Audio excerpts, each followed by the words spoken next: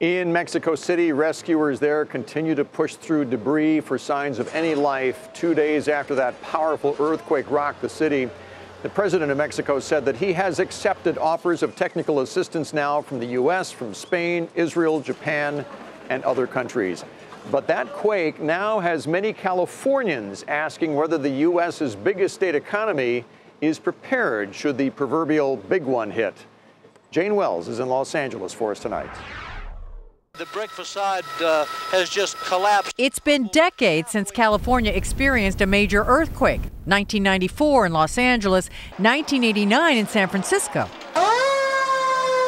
And while seismologists predict the West Coast is due for another big one in the next 30 years, Californians tend to ignore such predictions until a big one hits somewhere else, like Mexico City. Do you have earthquake insurance?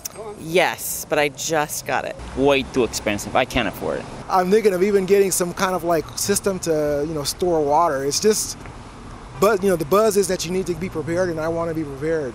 The U.S. Geological Survey says several areas of the country face potential significant damage from an earthquake, but California has the most faults.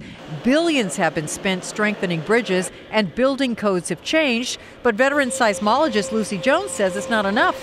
Infrastructure especially, who thinks about the pipes in the ground? We don't want to spend money on that. It's out of sight, out of mind. And yet the resilience of those structures is the future of most communities. For example, if a magnitude 8+ quake ruptured along the southern end of the massive San Andreas Fault, research predicts hundreds of older buildings miles away in Los Angeles would collapse. Fires would create more death and destruction, and the region's main water supply would be damaged. They've been working on an early warning system like they have in Japan for years at a cost of around $40 million. Million, not billion. But it's only half done, not yet available to the public, and Congress is now debating whether to fund its completion. Such a system could send out an alert on cell phones, giving people at least a few seconds to duck and cover. And in the case of a quake along the San Andreas, residents in Los Angeles might get a full minute warning before the shaking starts there.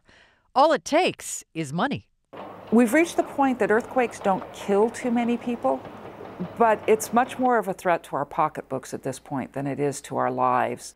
Just this week, a small Timblr in Los Angeles reminded everyone they live in earthquake country. Did you feel that? Yeah, did you feel it? Yes, I did. Here. We just had a little earthquake. And that unlike a hurricane, quakes come without warning, at least for now.